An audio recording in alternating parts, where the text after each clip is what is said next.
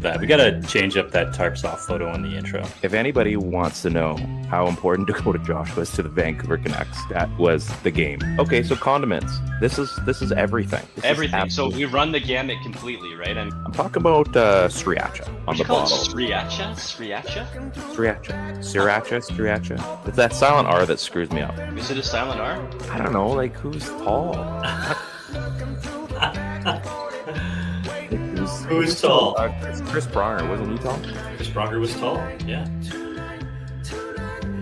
Welcome to the PP1 podcast. Are you kidding me? That's what?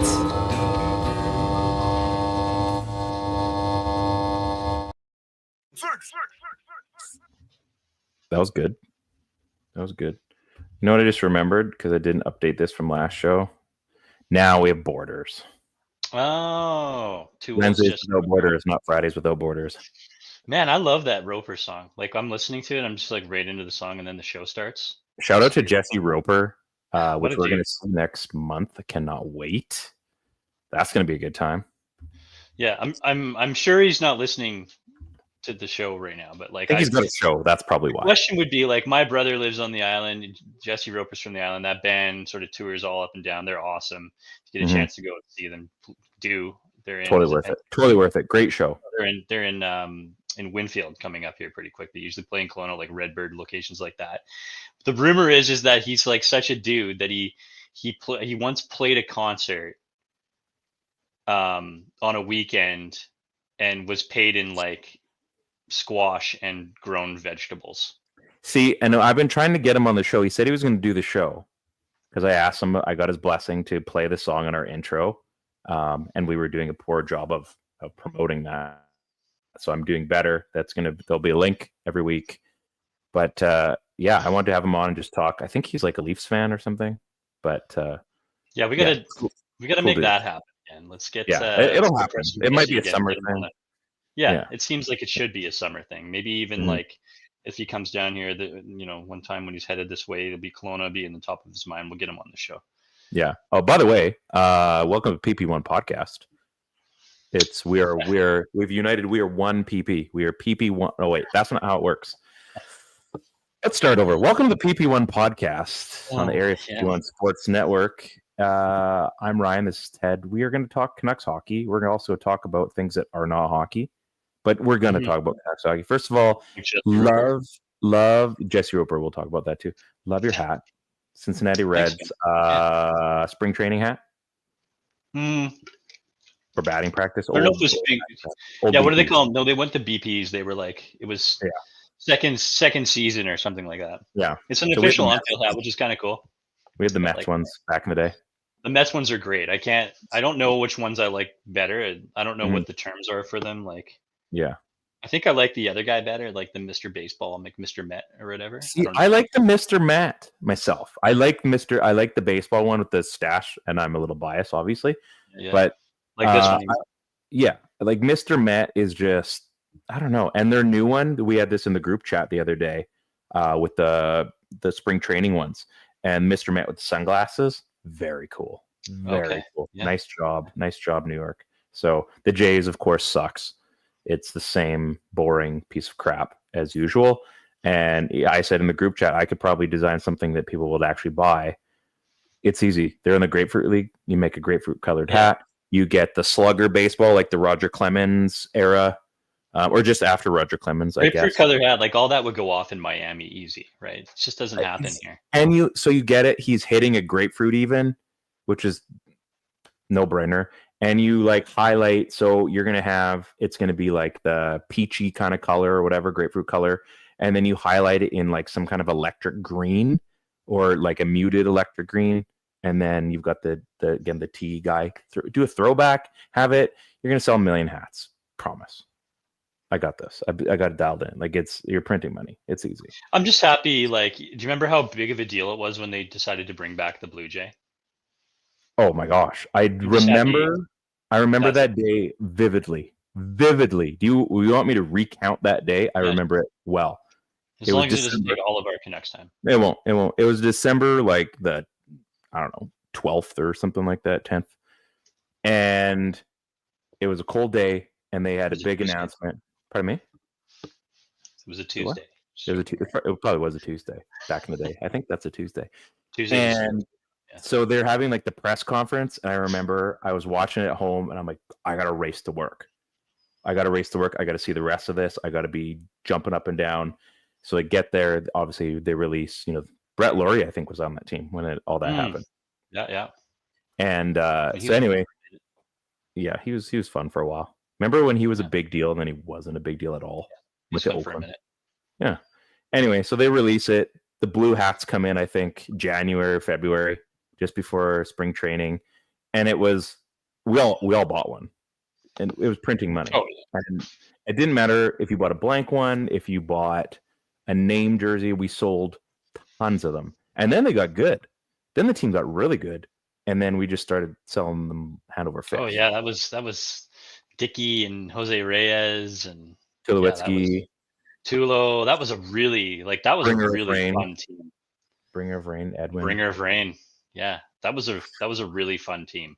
Bow and man, that was Encarnacion. That was fun too. Like those guys. That was a great era of baseball for the Jays. It was like our first time back, right? Mm-hmm. First time back to the playoffs. So yeah, Joy Bats. I remember incident. There was a lot of fun stuff that happened. There's everything. I remember when they walked off the Orioles. I think it was the next year after that one. Mm-hmm. I think we were building our house or moving or something like that. So I'm watching at my parents' place. My dad and I are, in the living room or in the other room watching the game, and we're watching like it's getting tense. And then I think doesn't Edwin go? He walks it off, right? And like these are two grown men, and we look at each other. We're jumping up and down, and I gave my dad like the biggest hug. I'm like, we're going to it was because it was wild card, I think. And like I remember, I'm like, this is why sports are so incredible, because you can't match that. Like it's just you just can't put your finger on it. It's organic. It's pure. Yeah, it had everything. It was so much better than the days where we were trotting up John Roush or whatever, and like it was a different time, right? I mean, JP Ricciardi, is it Ricciardi? Who was the GM that took over the second time around? He's like more of an analytics guy. Atkins? No. I can't remember. Anyways, like it was fun, right? It was just really fun baseball. And it had a little bit of everything. I remember there was like a season there where they were using utility infielders as pitchers, like at some point, right? Like it was wild times. Oh, I miss those days. Yeah, I didn't want this to be too much of a down episode, Ted. But here we are. So anyway, Jesse Roper. Let's get back. Jesse Roper does the intro. Thanks for coming out. The Canucks won in a shootout tonight. First of all, congrats. A couple things about that game. We could probably spend the rest of the show talking about this game. We could talk about it. First thing, obviously they won. That was great against the mouth-breathing Flames and their mouth-breathing fans. Well, it's an all-time burn. It is. Mouth breather. And it's kind of funny. Good. It's kind of funny. Like Eli Manning's a mouth breather. That's a whole other thing. That's a different mouth podcast. Breeder. Yeah. Mouth breeder. He breeds mouths. How do you do that? I don't know. I don't even actually. It's probably pretty easy. Let's leave that. Let's leave that alone. Yeah. So it goes to overtime, and we'll get into the game in a second. It goes to overtime. That ends. You're thinking, man, overtime was crazy. And then they go to a shootout. And now we know why that 10-minute 3-on-3 overtime is now like, that's what we have to strive towards. That's it. That's what people want to see. Because that shootout, again, we're happy because the Canucks won. But hockey lost out because that overtime was actually pretty awesome, especially with the face-off, like the Uyghur play there, and they're like, oh, they're gonna blow the whistle, and they're like, oh no, they're not. All of a sudden now you're like, if they score on this next break because they went up a 2-on-1, if they score on it, everybody's gonna be pissed off, and it's gonna become a problem. You're thinking that to him, like, oh, if they score on kind of this broken play, you know it's coming, right? Like it's like typical Canucks. Here it comes, and then again they win and shootout, great, but 10-on-10 OT. That's where they're going to thrive. That's where teams are going to thrive, not just the Canucks. And I think if they get that far in games, that works out. Playoffs is a different story, but we've seen the best version of 3-on-3 in overtime for 10 minutes or almost. And that's what it needs to be. We saw the best version of hockey. That's true. Yeah. Yeah. Yeah, that was a lot of fun. It was a lot of fun.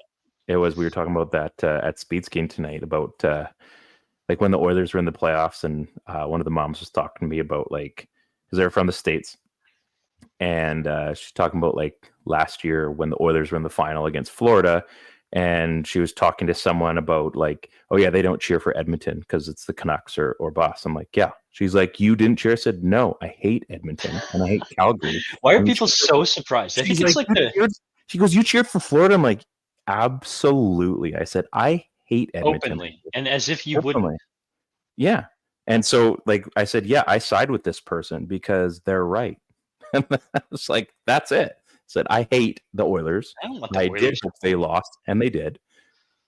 Yeah. Oh, friend of mine at work, Steph Stephenson, huge Oilers fan. Oh, the Canucks I'm sorry. were there. There's no way that she would have wanted the Canucks win, and I agree with that. Never. I'm full. Never. Yeah.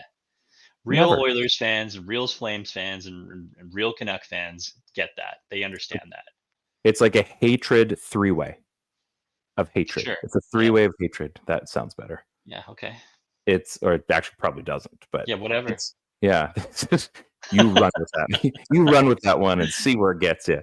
Yeah, but it is like we all hate each other equally, and you wish them nothing but the worst always. That's how it is. And that's why when the games are in there, that's why even when Vancouver was the big team for the longest time and Edmonton and Calgary sucked, those games still mattered. And when Edmonton got good or when Calgary got good and Vancouver sucked, they still mattered. Didn't matter what side you were on, they mattered for you. You could have been the team you knew was going to win all the time, or you knew you were going to be the team likely lost all the time. It was always a game we always got up for, and we still do. Like that game tonight, it showed it on the ice. I joked about I text you the whole mouth breathing thing, like every single scrum, they're trying to kill each other in the corners and stuff. I'm like, you freaking mouth breathing Flames. Like it was just like annoying, but that's the best part because you hate on them so much. Mm-hmm, mm-hmm. Yeah. So like not everything good coming out of that game. So like no, Forbert hit his hand and blocked his shot with an open hand. Yeah. Mm-hmm. PD thing was was bad. So I didn't see that. I missed that because we were doing the meet at the rink there. So I had the game on my phone in the corner, and I get in the car and I hear like he played like 1 minute or played like the last minute of the first and then didn't play. What happened? It was just a shit. Like it was. Well, first off, it's really annoying because it didn't need to happen. There's no point for it. There's really no place for it. He's standing there.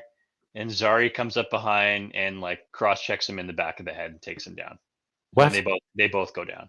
Like if to me this is suspendable. Like Zari's got to go. Like he needs to be suspended in this one. He played the rest of the game, which is also ridiculous. Yeah, and then he got the high stick and they only gave him 2 minutes apparently. Yeah, so I missed that. He high stick Pettersson, the other DPD.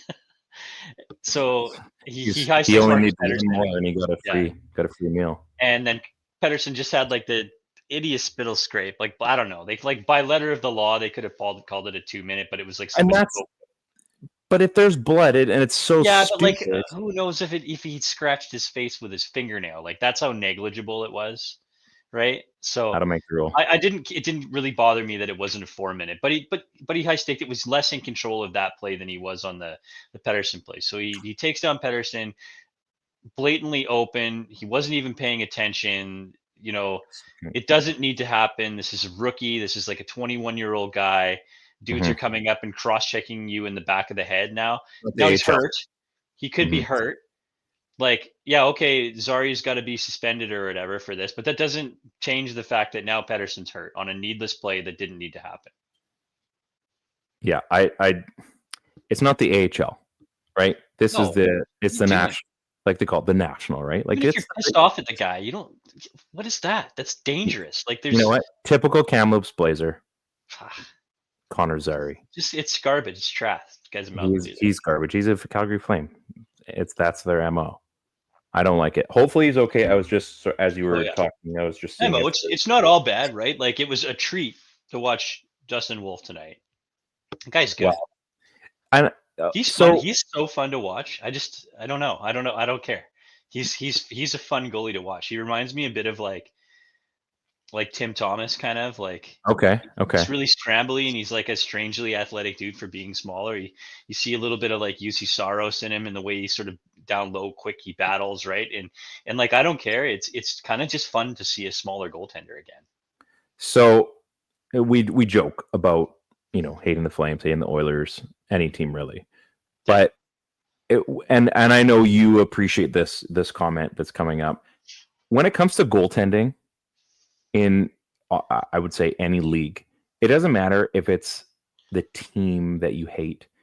If the other goalie is having a good game, or if he plays a game you can respect of how good he is and he's owning your team, I mean, it's a slow clap every time.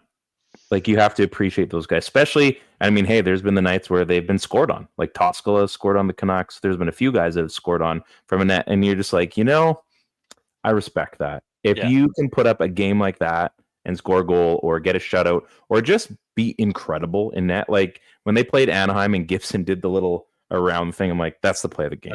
I was like, if we win or lose, that's the play of the game. Like it's fun. Like just for those reasons, it's fun watching Winnipeg, right? Like it's yes. Connor Hellebuck is really good. He's like frustrating. Watching him play, the level of constance. He's the closest thing that we get to see, anyways, on a regular basis.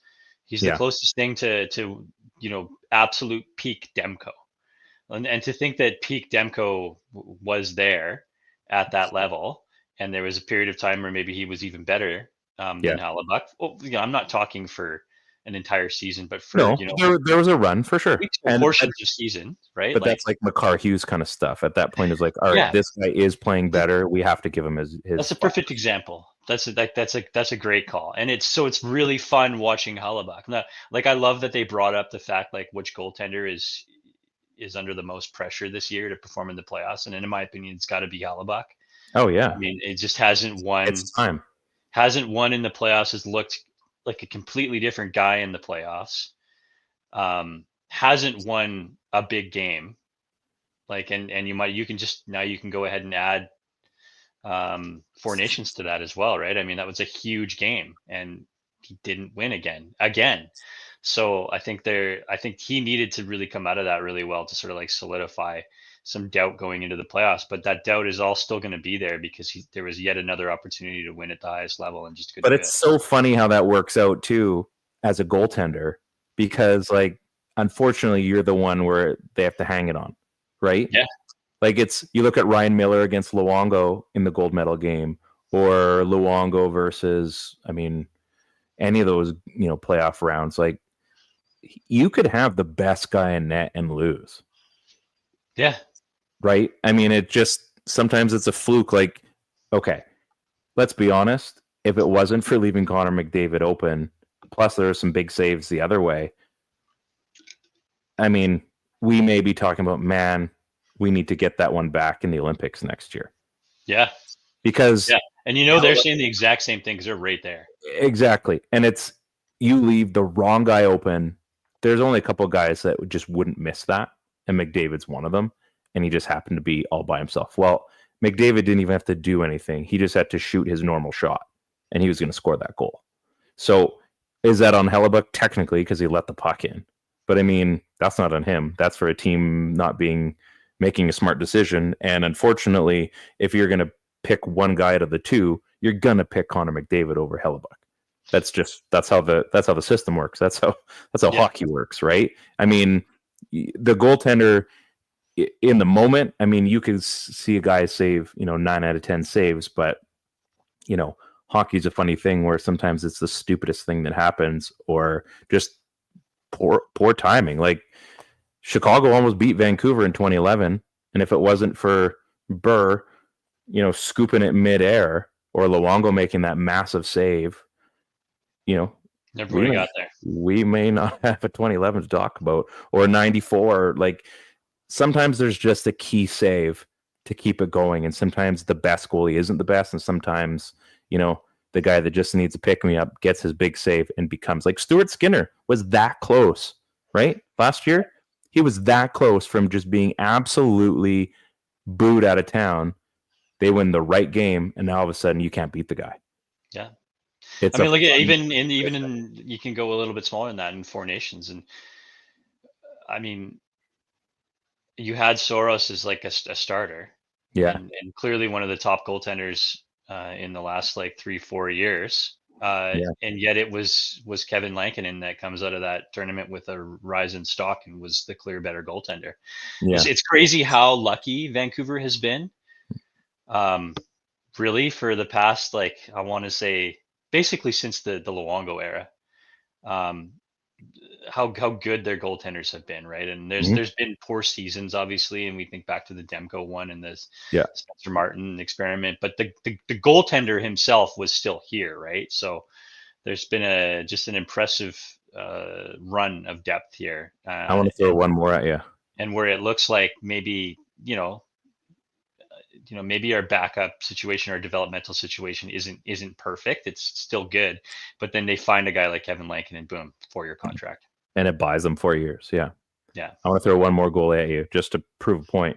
So on the best goalie on this day in 2002, not this exact day, but Tommy Salo changes everything, right? He was the best goalie, and on that day he lost.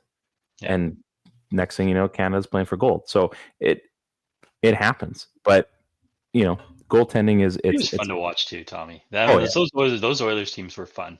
Yeah, they were. I mean, that was again back when things were a lot more even. That's for sure. Different, yeah. So let's get back into this Flames Canucks game, and then we'll get into a few other things. So a lot of scrums in that game. It definitely had the feeling of a playoff game, maybe an annoying one, but there was a lot of bad blood in that game. Yeah, both ways. I think Calgary was leading the charge in that game for sure, but the Canucks, I felt they were a lot more disciplined from what I saw anyway, and I could be missing some stuff, but they looked like they could have blown their top, and I missed when Calgary went ahead, so I can't really speak to that, but I know like Petey gets that goal to tie it up. That was a big goal. He's got 3 in those last 4. Yeah, I mean, he's starting to it's starting to shake loose a little bit. It's starting to happen. And even if it's, him scoring, hasn't done a whole lot during the game, but sort of Johnny on the spot and gets it, or if he's been really consistent in the whole game and has had a good game and then doesn't score. Like you're still seeing those streaks happen, but you're starting to see more games where he's playing well and he's scoring, right? And then it's that I feel like it's starting to come through a little bit more. He's more confident. He seems to be shooting the puck. Forgiveness Day continues to be where this thing has looked like it's started to at least turn itself around a little bit. But he wants the puck more. I think you can tell he looks good out there in transition and moving the puck around offensively with Hughes. He's been more physical later, and I think just the shootout goal alone. That's the dig in OT to almost end it too. Yeah, that too, right? But the shootout goal alone shows that when you fool a guy like that, like shot deception, Wolf didn't even have time to drop his pads down to the ice. It was such a sneaky, filthy goal, and that just reeks of confidence. So maybe, I don't know, maybe it's starting to shake loose a little bit here. So is that something we can start to bank on, maybe rely a little bit? Like what's more reliable right now, like the return of Pettersson or my second PS4 controller? At this point, it's going to be your second PS4 controller. I mean, that's not good. Mostly based out of necessity because that thing is bad. Yeah. I don't think we're at the point where we're banking on it yet, but like I think we're more consistently starting to see signs that he's waking up a little bit, right? And he needs to continue to try to string good games here, combined with points where he's a factor. And I think it's if he can be a factor each game at some point, whether it's just in scoring that moment when he scores, right? And he hasn't really done a whole lot all game, or a factor when he's having a really good game. I think we can just start seeing more more of him generating, and I think that there's a chance that he could start to shake loose a little bit here. He's looking completely different than he did, Even 3 weeks ago, right? So that's something, because it was absolutely horrendous there, and it's not a high bar, but he's making gains, and it feels like it. So I think that, and there's so many things to get in with PD. Like, I think if things start to improve and you start seeing more consistency, a game like the other night, was it Friday when he had the 20 of 25 face-off wins? Yeah.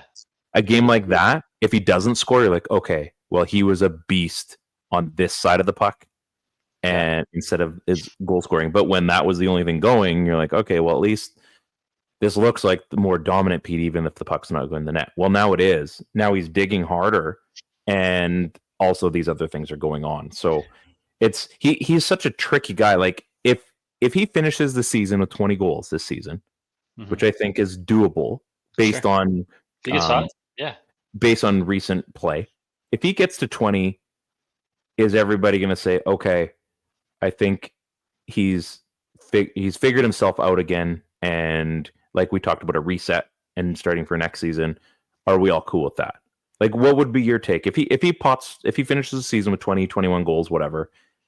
Are you bought in again with PD? I like, I'll be more bought in if I see the body language that shows that he's improving. Mm-hmm. I want to see more of these types of games. You know what I mean? And if I see more of these types of games throughout the course of the season, like they need to continue on with him. Like, they just showed the stat tonight. He's like 450 points, right? He just passed Todd Bertuzzi. Todd Bertuzzi, who was a cornerstone of this franchise for a long, long time, and did it. I don't even know how old he was when he finally moved on from Vancouver. I want to say 32. About that, 31, 32. Yeah. I mean, look what you don't just collect 450 points by, what is he, 26? Is he 26 now, Pettersson? Yeah, sounds right. Yeah. 25, 26. You don't just collect 450 points by that point in your life. By accident. By being a bad hockey player. Like, you're not that good at age 26 and you just are a bad hockey player now. Something's going on. He's working on figuring it out. It's taken him a little bit of time to get through it. I'm sure there's some trauma there from whatever went on between him and Miller, and then the uncertainty that it causes past that point after he leaves and his game is not doing well. His name's in the media. These guys aren't invincible. We've all had bad ruts at work. It doesn't mean you can't do your job, but it takes you time to pull yourself out of that mess and get in your groove again. Like, it just does. So yeah, I'm not willing to walk. I'm not fully bought in that I think of him the same way that I did when he was collecting 100-point seasons. But it's very clear that talent level is still there. Of course he can get back there. Yeah. I don't know if he will. And we talked about this before. Like, what if he just becomes a dominant defensive player and he's good for 70 points a year? But he's a Selke nominee. Like, are you okay with that? There's so many players that go through courses in their career where they're the super high point getter, and then they become the defensively reliable stud, and then they become that two-way force, right? I mean, I'm not saying this is the same guy, but look at Steve Yzerman, right? Or Bergeron, right? Like, there's guys have different phases in their career, and if he's on to phase 2, I don't know, right? But I just need to see more of those things that made him dominant, those special traits, and I'm starting to see them more and more often now. It does feel a lot better than this season has seen so many different things, from injuries to the feud and the media's just run with it. So, and by all means, that's their job. It's just been tough because we know what's there, and it's just seeing it slowly come back. And it does feel good because I've been sick of it. Like, it's so frustrating with this team because there's always been something. Like, last year was almost too good to be true, and thankfully, there was a lesson at the end, like, hey, we know what it's like. This team knows what it's like to be this far. Now they need to figure out how do you score 2 more goals? How do you get to be better by 2 more goals? And I think this was a reality check that, hey, that was a one-off. You guys are going to have to earn the rest of it. And I think it's possible. The management's going to have to figure out the rest, because I think if the team on the ice figures out what they need to figure out, like, there's a lot of great parts, but you can only do so much with what you've got. So speaking of what you got, lackluster trade deadline as far as the Canucks are concerned. Brock Besser's still here. Apparently they got offered a first. Brad Marchand is in Florida, which he's still hurt, but that could be interesting for a playoff run with Florida. Rantanen went to Dallas and showed up right away. Like, Wild. It's a lot of things around the NHL and just not in Vancouver. How do we feel? Like, okay, I mean, so apparently they were offered a first, and then you have like Frank Cervelli saying, like, if a first was offered, it would have been done. So what is it? You know like, Brock Besser for a first, I think is Cervelli's pretty credible, and yeah, Brock Besser for a first that's the bare minimum. So like they needed to move them unless there is somehow a plan to re-sign them. Do you think? Okay, so let's pivot then, because I think what's done is done. What do you think happens? Do you think that he does walk? Do you think they can salvage this still?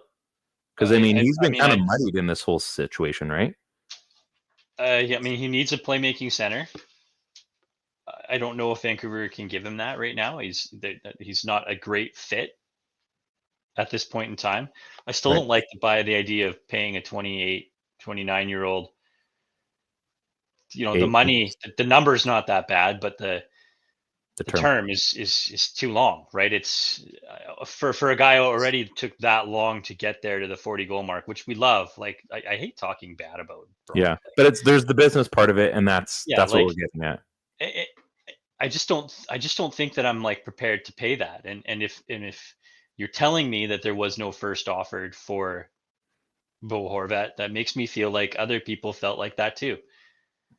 I mean, but then how good is he? How reliable is he in the playoffs? I mean, to me, he looked good in the playoffs last year. He was an important piece, but it seems like, Ryan, not what I think is fact, but it seems like the rest of the league thinks that way too. If nobody was willing to give a first rounder for Brock Besser's worth a first.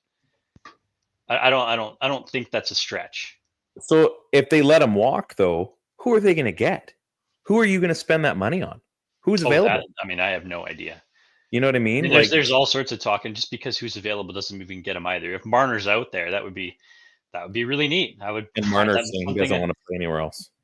Yeah, and Brock doesn't want to play anywhere else either. Just it's not always how it goes. Again, if you can pick, I would pick Marner in a heartbeat, but that's not likely going to happen. That's not going to likely Probably not play. So that's who's available is one thing. Who can they actually get is a completely different question. Yeah, I mean, is it not the devil but you kind of have a known quantity in Brock Besser. Yeah, there's some of that for sure. And do you, like I said, if you let him walk, which would be just stupid, just not because they should be signing him, but to have this asset walk like that, I mean, that's a big miss, and that's a management thing. Like, sure, he's scored 40 goals once. He's been close to 30 a bunch of times. He's had, an unfortunate injury history. Yeah. But if the market says this is about what this kind of player should be making, do you not make a proper effort to get that done? And if not, he should have been traded. Like, make a business decision and make a move. Yeah, like, wingers just don't. The just above middle of the pack wingers don't make that kind of money anymore. They're not in demand that way, right? Like, they don't.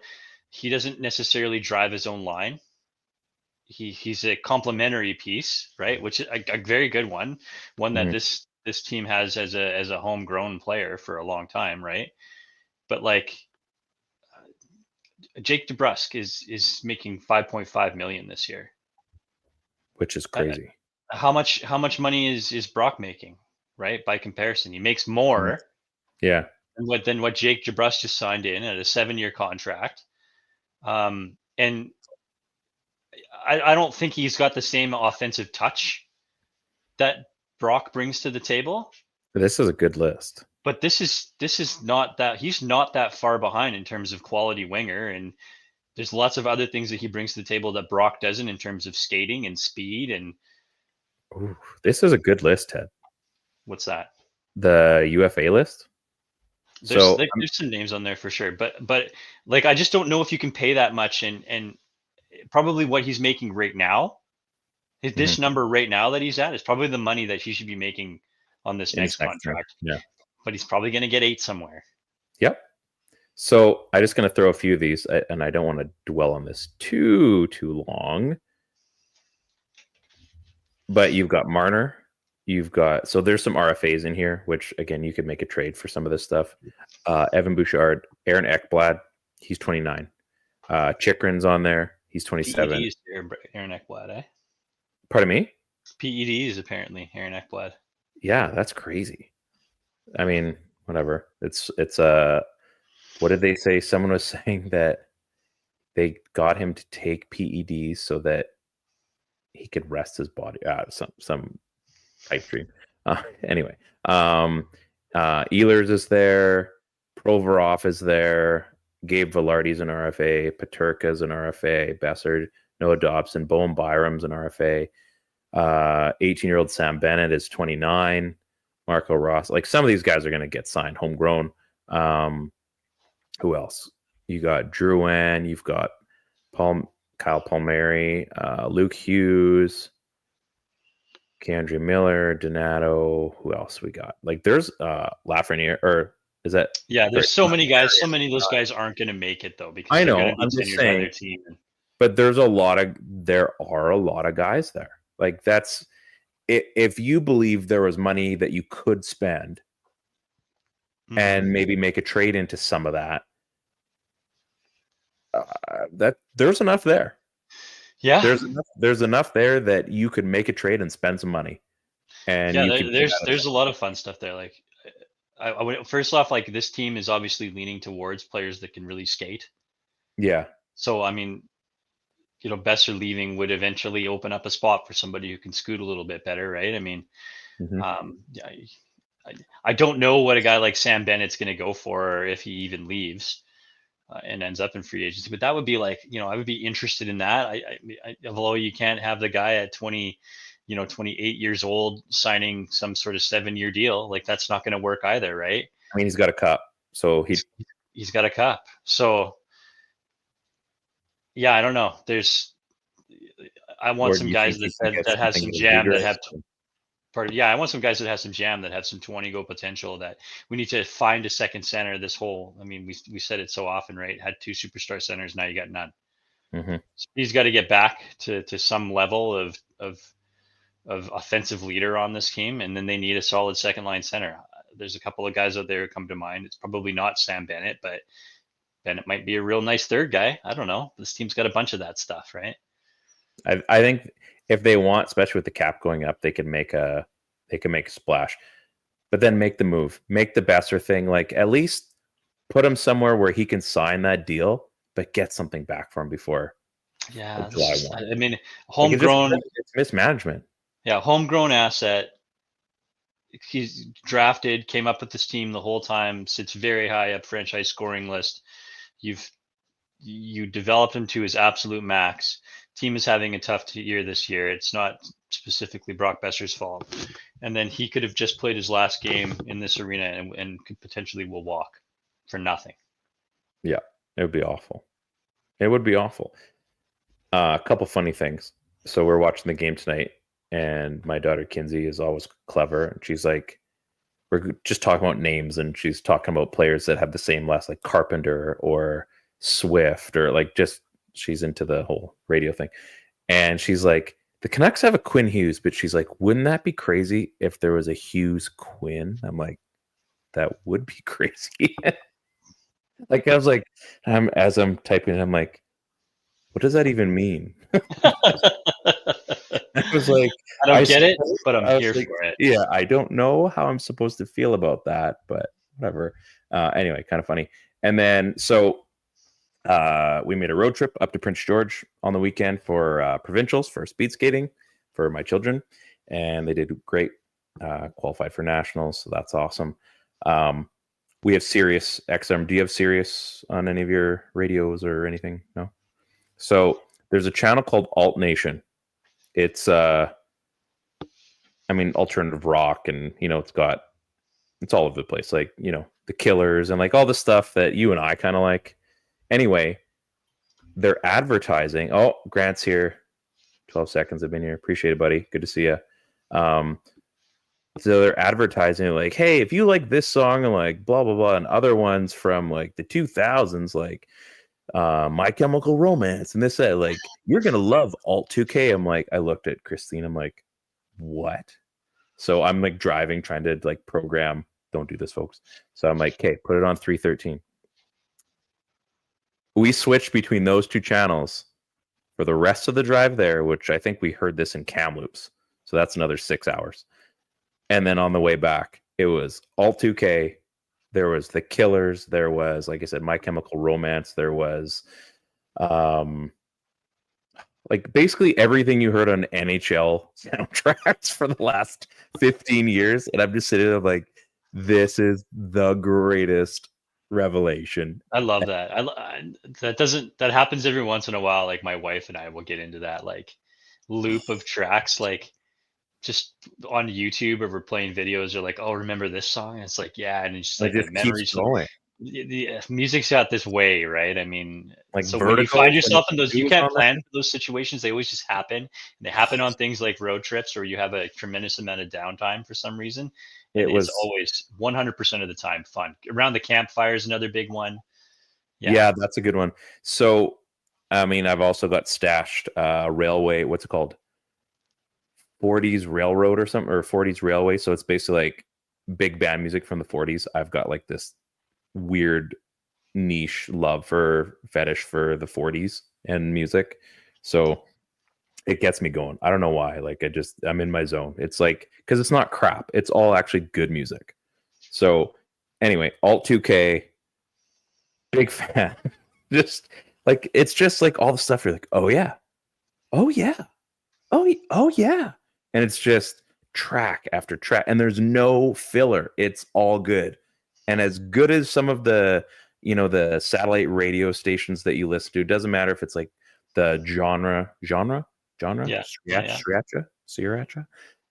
It doesn't matter if that's your favorite genre. There's going to be ones you're like, it's kind of a mess. There was nothing on there.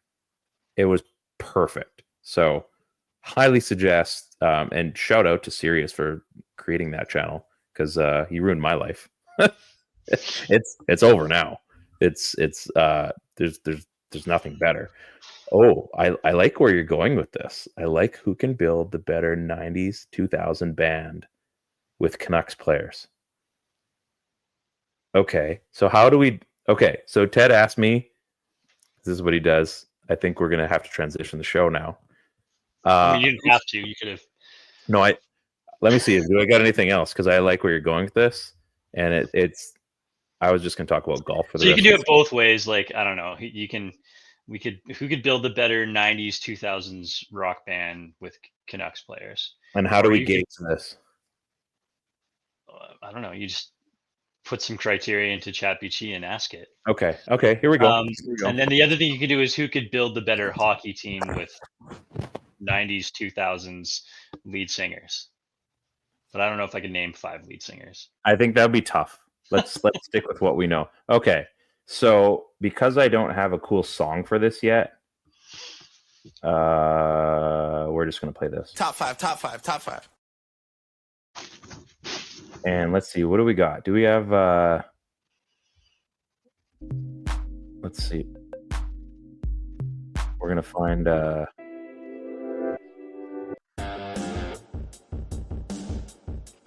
gonna get a little bit of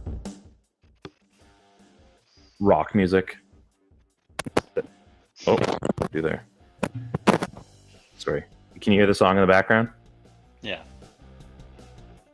Okay, so we are going to go to ChatGPT,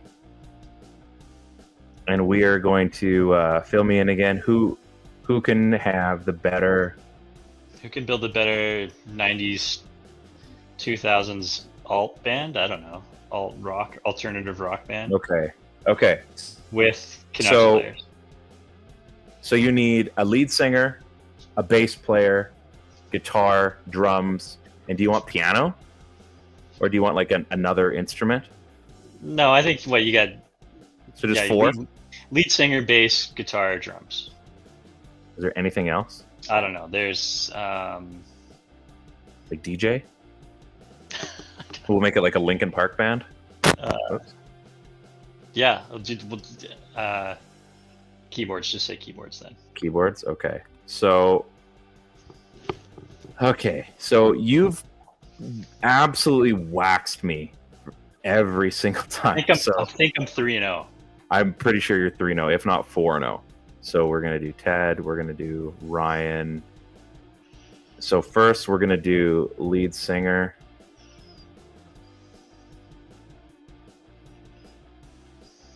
Are you liking this music? Is this Yeah. working for you? Yeah. Okay. So, here we go. So we've got Better lead a bit singer. quieter though. Pardon me. You liked it better quieter? A bit quieter, yeah. Okay. How's that? That's good. Okay. Yeah. Okay, so we got lead singer, we got bass, guitar, drums. Maybe we'll just stick with that. Lead 4, right? Okay. Typical bass, guitar, drums. Okay, so I've got it in my little notes app here. And who do we got? Can't hear the music on the stream. It's very quiet. Yeah, it's kind of quiet. I don't play the music at all, so this is new to me. So, how do we decide who goes first on this? Because I've been pretty nice to you and given you first, and Did you go first last time, or did I? you went first. Does, I've okay, let yeah, you so go. you should I've go. let you go first a bunch of times. Okay, well then you should go first. Okay, so lead singer. You know what? This is gonna be super easy. I think we're gonna have a different type of thing here. Because it's a band, right? So this is a little bit. So I'm gonna go with, as my lead singer, Dakota Joshua. Oh, good one. Yeah, because it's just feels so obvious. I feel like the low hanging fruit is there for Ooh, one of the players. I feel like I would have done that. Maybe that's a good pick. It is a good pick. Yeah. Okay. So Dakota Joshua is my lead singer, and I got to think of a name for this.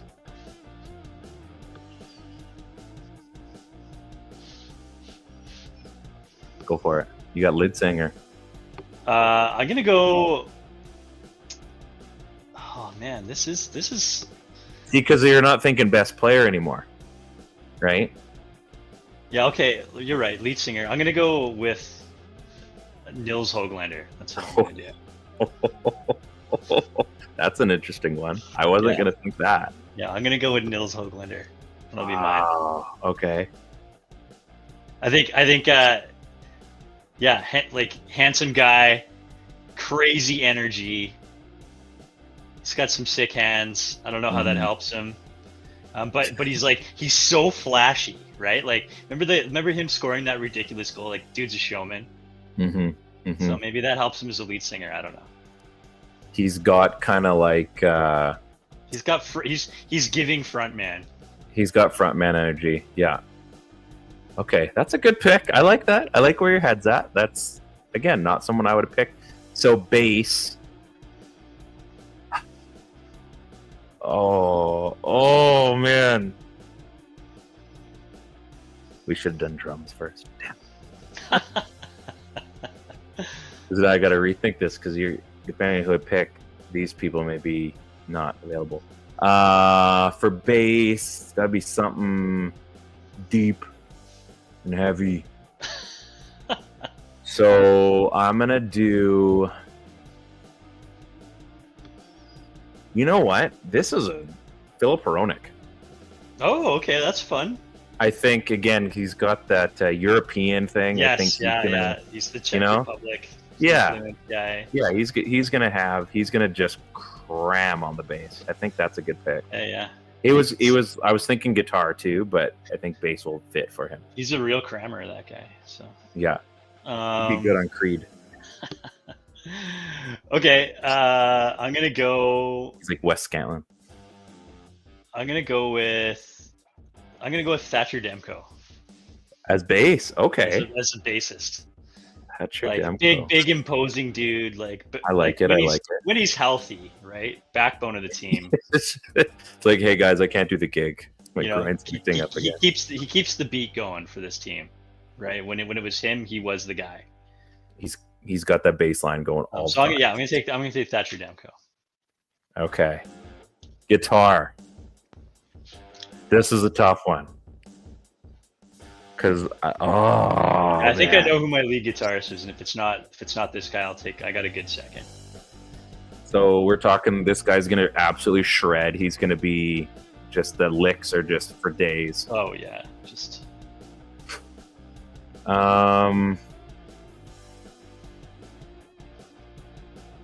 Oh, I really don't want to go all European on this one for everybody else. So,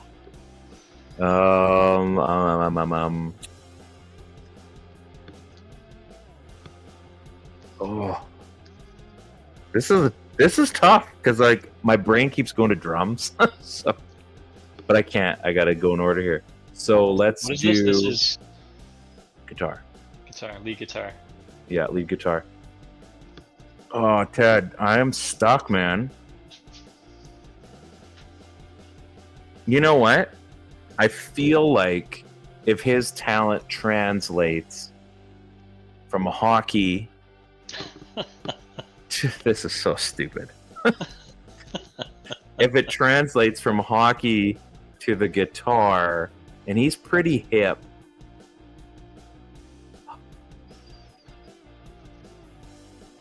Oh, I'm hitting like. Why am I drawing a blank for this name here? Hey, can I take a timeout? Yeah, sure. Sorry, I just Did you just forget the person's name that you were thinking of? I did. I just need to see it so that my brain gets back to. Oh.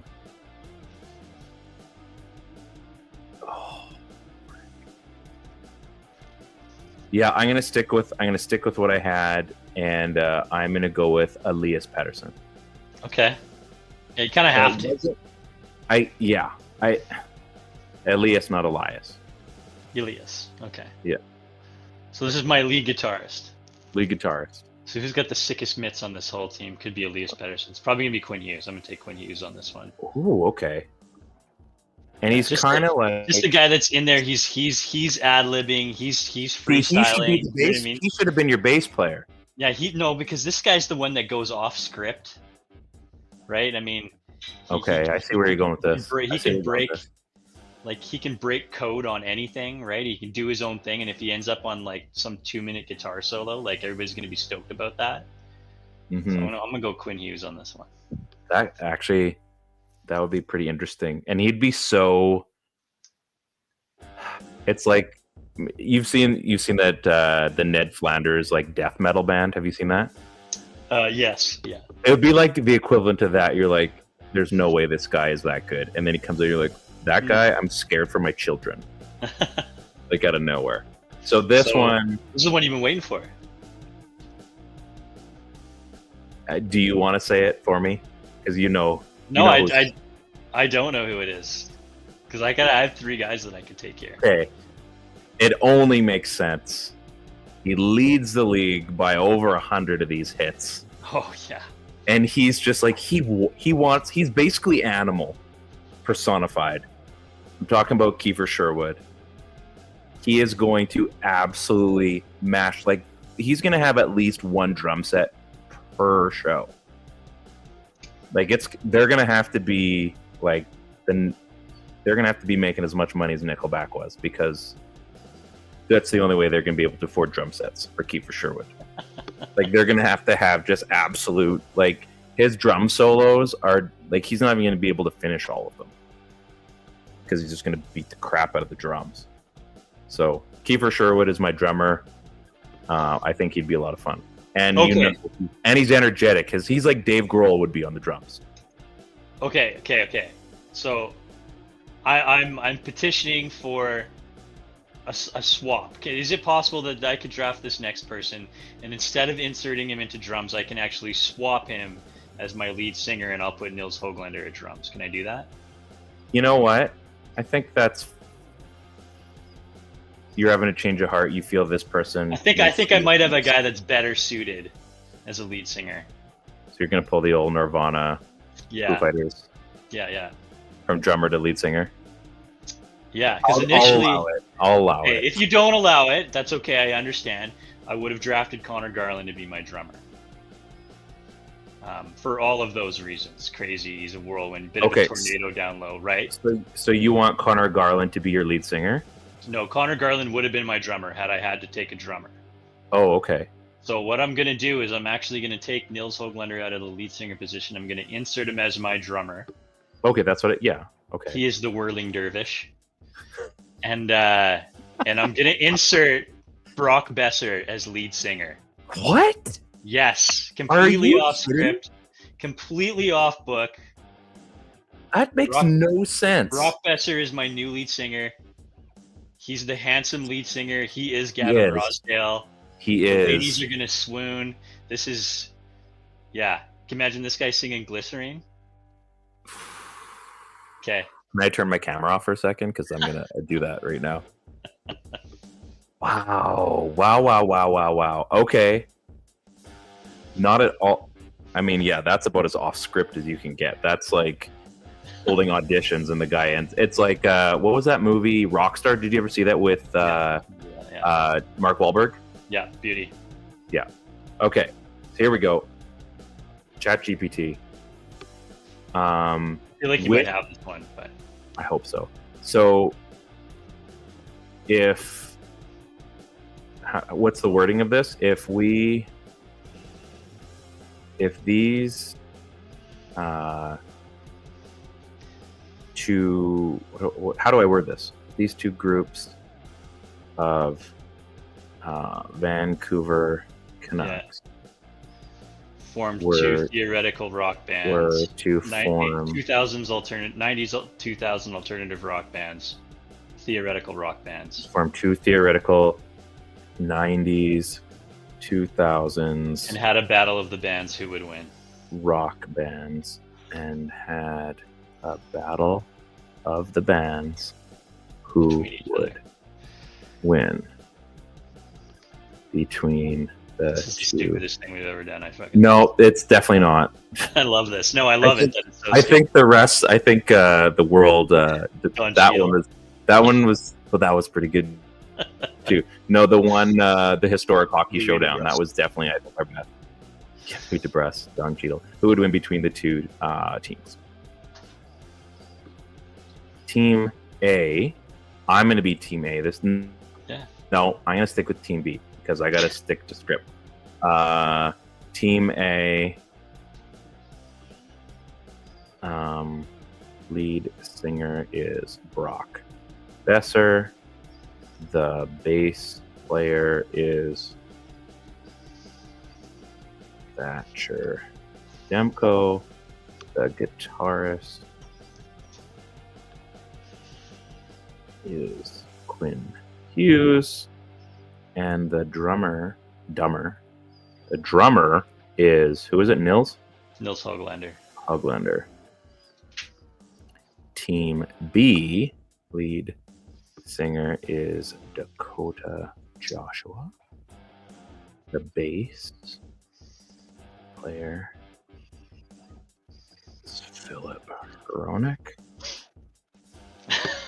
This is great. Grant's got a team on here too. He says his team, Seelov's in his pink shirt. as Oh, lead that's singer. good.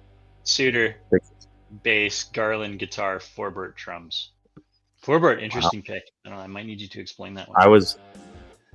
Is Elias Pettersson the forward? I feel I have to say that. And the drummer is Kiefer Sherwood. Might have this. Here we go. I feel good about your squad. Okay, so here we go. Can I share? Here. Oh, I should probably just share the screen, hey? Yeah. Okay, just wait. It's thinking for a second, so apologies. So Grant's got a team. Shelov's Suitor bass, Garland guitar forward. That might be a good band.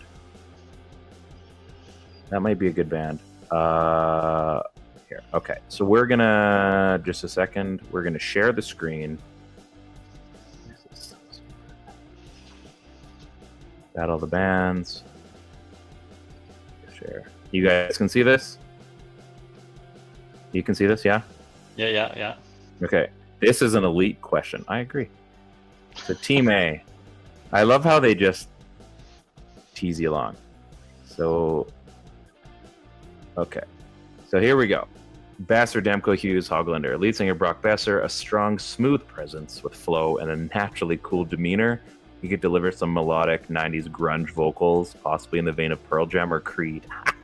Oh, wow. Ouch. I will give it to you. Thatcher Demko on bass. Goalies are methodical and rhythmic, making Demko a great fit to lay down some steady, understated bass lines, maybe akin to Flea or Chris Novoselic. Wow. So basically the best bassist. So I swear, Ted, if you win this one again.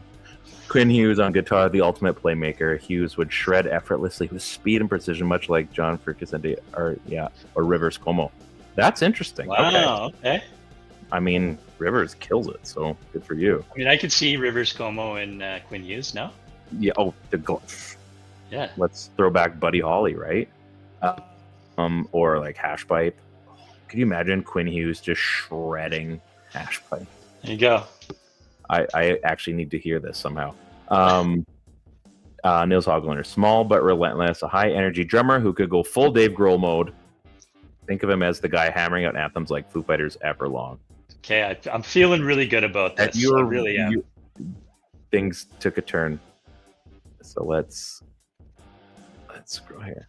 Dakota Joshua, this is me. A big, powerful frontman with some grit. He'd bring some Chris Cornell, lovely, or Lane Staley vibes. Deep, soulful, but with a raw edge.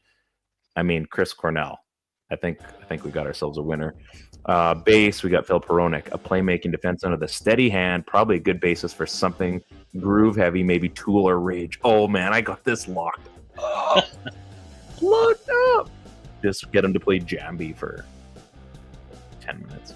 Elias Pettersson on guitar, a flashy, innovative player who could absolutely rip solos. He's got a bit of a Kurt Cobain, Nirvana, or Matt Bellamy Muse. Oh my god! Good for me here. This is not like Muse. Do you want to play any song by Muse right now? I win. Someone who can change a song with one riff. Drums, Kiefer Sherwood, a depth guy who's tough and works hard, making him a physical drummer. Think of him as Travis Barker or Lars. Dude. Okay. Do we even need? I've got this. I have to. Yeah. I swear, if it's not, this could be the one. This could be the one. Okay, here we go. You're right. Battle of the Bands verdict. If this were a straight up technical skills battle, Team A would probably take it. I know where this is going. Hughes and Besser would be smoother, more refined, and have a polished alt rock feel. But if this is about pure energy and stage presence, Team B has an edge. Joshua and Pettersson could go wild. Sherwood seems like a guy who would absolutely destroy the drum kit. See, I was right. Final call. Team B wins at a live setting purely because Dakota Joshua and Pettersson would bring the chaos. Sherwood might literally break his sticks mid-song. But Team A would have the better studio album, more polished, more technical sound. What genre are you imagining these bands playing? What do we call that? Is that a tie? Or is it based like is it going live or are we going studio? I don't know. I guess the term Battle of the Bands it means live, so I would assume live. So if we're saying live, then yeah, I get a win. But I mean, music wise, like if you're rocking out in your car, which one of these? I mean, I guess it depends what you like. I think it's a win too, and I think it's a win. Yeah, I'm not gloating on it, but I'm also just saying I'm gonna stop sharing this. Maybe this one was closer than we thought, though. Because like I see your band, and that's a pretty good band. Like it's pretty legit. But I also see what I've got, and like to me, that would be a win, no problem. But that's just based on what I listen to. I think you got this one. Unless you define the criteria more, I think you got this one. I mean, we might have to think about this, but that's a good one. It's a cop-out answer by AI on this one. Yeah, I think they're just like, oh, if it's live, then this guy would. It's like, so a tie. Should we just like throw in a song and that's how we decide it? Sure. So like, what song? Because you're saying 90s, 2000s alt rock. So, what song would decide that? I mean, I don't know. There's no way of knowing. Yeah, I'm not sure you could pick one of those. Yeah, Creed higher. Like, if you pick any one of the ones that lands on, then it would it wouldn't be be fair. That's like Sounds of Silence. That's like I don't know. I think you got. So I think you got. We're gonna call that. I'm gonna take the win. It's a contested win. We're gonna.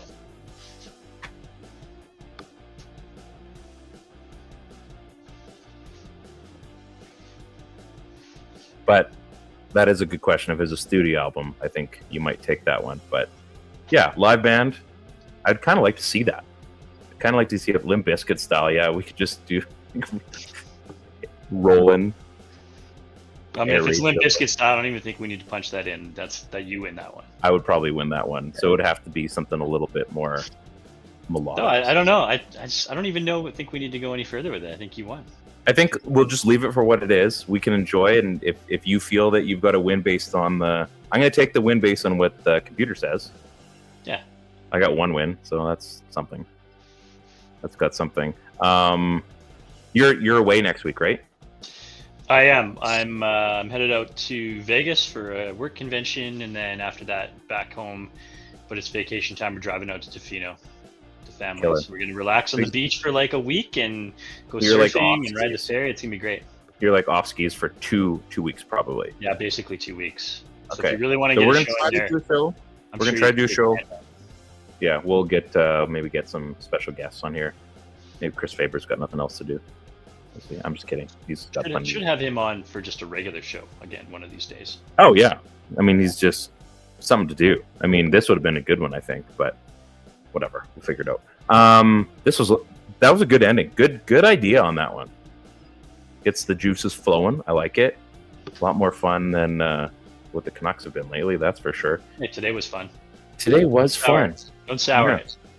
I'm not going to. Also, no free plugs, but because I'm in charge of making sure this thing even goes live, go check out mlgngolf.com. Go buy some of my stuff. It's golf season now officially. Even though it's not the best part of golf season yet. Go get yourself a new polo, new t-shirt. Hoodies may be ready tomorrow.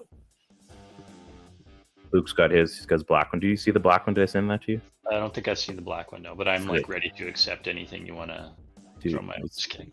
Yeah, my own kids aren't getting free stuff yet. I know. So yeah, go buy some stuff. mlgngolf.com. This has been good, man.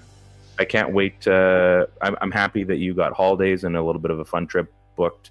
Hope things go well for you, and hope things go well for the Canucks. So, on behalf of my good friend Ted, I'm Ryan. This is the PP1 podcast on the Area 51 Sports Network. Grant, thanks for coming by, buddy. Appreciate you, man. Let's see where this Canucks team goes. Maybe we got something here. Maybe there's something here. Who knows?